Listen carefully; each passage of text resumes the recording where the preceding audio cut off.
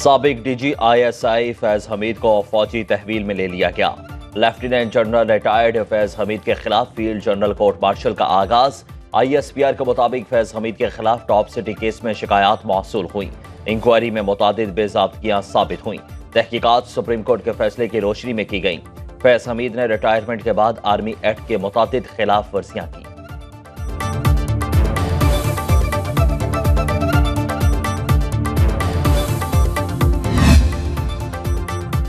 फौज में खुद एहतसाबी एक कड़ा, सख्त, शफाफ और खुदकार अमल है। डीजी ISPR फौज में कड़े एहतसाबी अमल पर वाज़ेह बयान दे चुके। लेफ्टिनेंट जनरल अहमद शरीफ ने 7 मई को होने वाली प्रेस कॉन्फ्रेंस में फौज में खुद एहतसाबी के खदोखालत तफसील से बयान किए।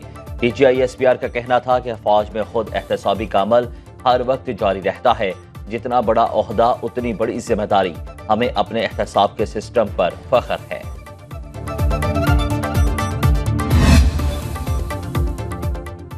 बलोचिस्तान में दुश्मनों का वार। मस्तोंग में गाड़ी पर फायरिंग से डिप्टी कमिश्नर पंजगोर जाकिर बलोच शहीद। डिस्ट्रिक्ट काउंसिल पंजगोर के चेयरमैन अब्दुल मालिक बलोच जख्मी। वज़ीर दाखिला बलोचिस्तान मीर्ज़ा लांगू ने वाक़े की रिपोर्ट तलब कर ली। वज़ीर आला बलोचिस्तान सरफराज पुख्ती का दहशतगर्दों की गिरफ्तारी के लिए फौरी कार्रवाई का हुक्म। सदर आसिफ अली जरदारी, वज़ीर आज़म शहबाज शरीफ और वज़ीर आला सिंध मुराद अली शाह की हमले की मज़म्मत।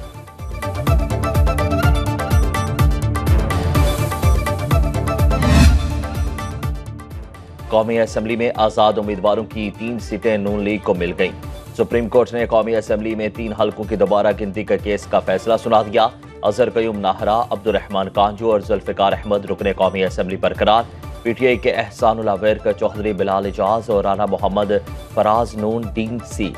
चीफ जस्टिस काजी फायज ईसा की सरबराही में 3 रुकनी बेंच ने 2-1 से फैसला जारी किया। जस्टिस अकील अब्बासी ने फैसले से इख्तिलाफ किया।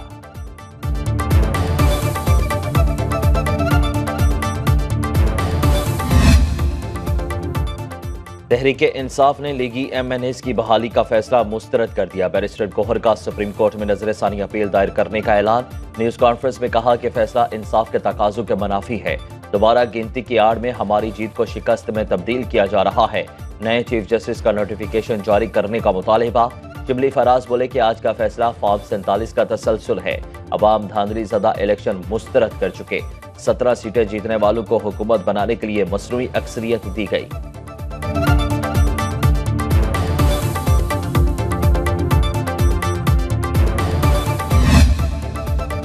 वज़ीर आज़म का 10 लाख नौजवानों को स्मार्टफोन देने का ऐलान। शहबाज शरीफ ने कॉमनवेल्थ यूथ अलायंस सेक्रेटेरिएट का भी इफ्तिताह कर दिया। आलमी यौम नौजवान की तकरीब से खिताब में कहा कि 1000 ग्रेजुएट्स को ज़राअत की जदीद तालीम के लिए चीन भेज रहे हैं। चीनी कंपनी हवावे 2 लाख पाकिस्तानी नौजवानों को IT की तरबियत देगी। अब आर्टिफिशियल इंटेलिजेंस का दौर है। नौजवानों को सही वसाइल फराहम किए तो मुल्क को तरक्की याफ्ता बना देंगे।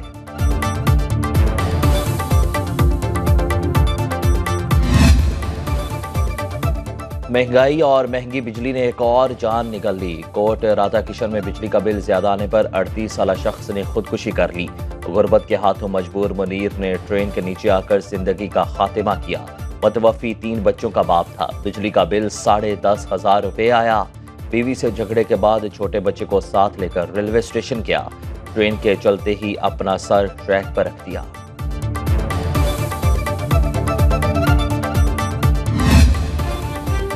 जालिम माफिया के खिलाफ अवाम को उठ खड़े होना होगा। चंद लोगों की गलतियों की वजह से अवाम को मायूस नहीं होना चाहिए। अमीर जमात इस्लामी हाफिज नेमो रहमान कहते हैं IMF की गुलामी से जान छुड़ानी है और सूद से पाक रियासत कायम करनी है। अफगानिस्तान के मसले को बैठकर मुज़ाकरात से हल करना होगा।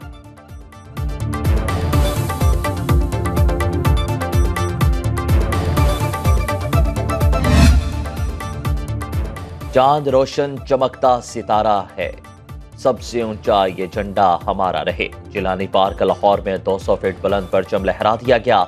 झंडे की चौड़ाई 75 फीट और लंबाई 50 फीट है। हाफिजाबाद के शहरी का भी वतन से मोहब्बत का वालिहाना अंदाज। 500 गज तवील कौमी परचम तैयार कर लिया।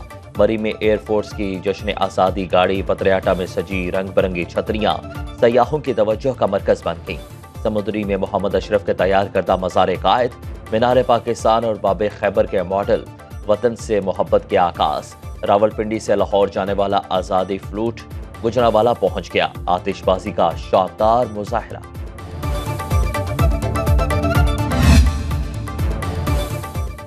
पहाड़ों का बेटा पहाड़ों में जा सोया। नामवर कोहपेमा मुराद सतपारा आबाई गांव बड़ी गांव में स्पुर्दे खाक। मैयत पहुंचने पर रिक्कत अमेज मनासिर, हर आंख अश्कबार। मुराद सतपारा ब्रॉडबैक पर मुहिम जुई के दौरान जाम बहक हुए। पाक आर्मी के खुसूसी हेलीकॉप्टर के जरिए मैयत मुंतकिल की गई।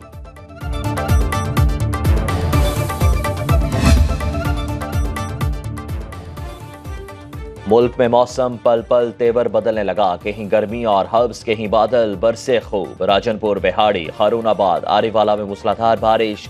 डेरा गाजी खान और राजनपुर के पहाड़ी सिलसिले में सैलाब का अलर्ट।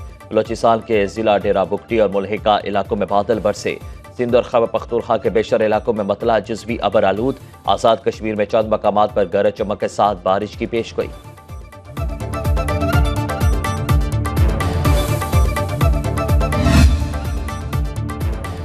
दुनिया इसराइल के हाथों फलस्तीनियों की नस्लकुशी को ना रोक सकी।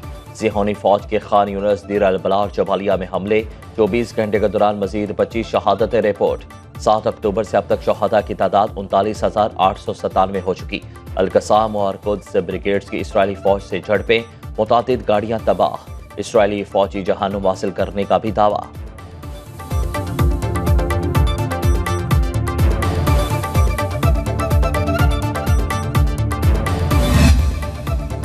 रूस और यूक्रेन में जंगी महाज एक बार फिर गर्म। यूक्रेनी दस्तों की 30 किलोमीटर तक रूसी इलाके में पेशकदमी।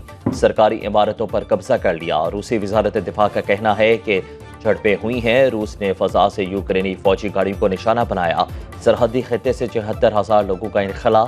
एमरजेंसी नाफिज। रूस और यूक्रेन ने ज़िपोरिज़िया एटमी प्लांट में आते सदगी का जिम्मेदार एक दूसरे को ठहरा दिया।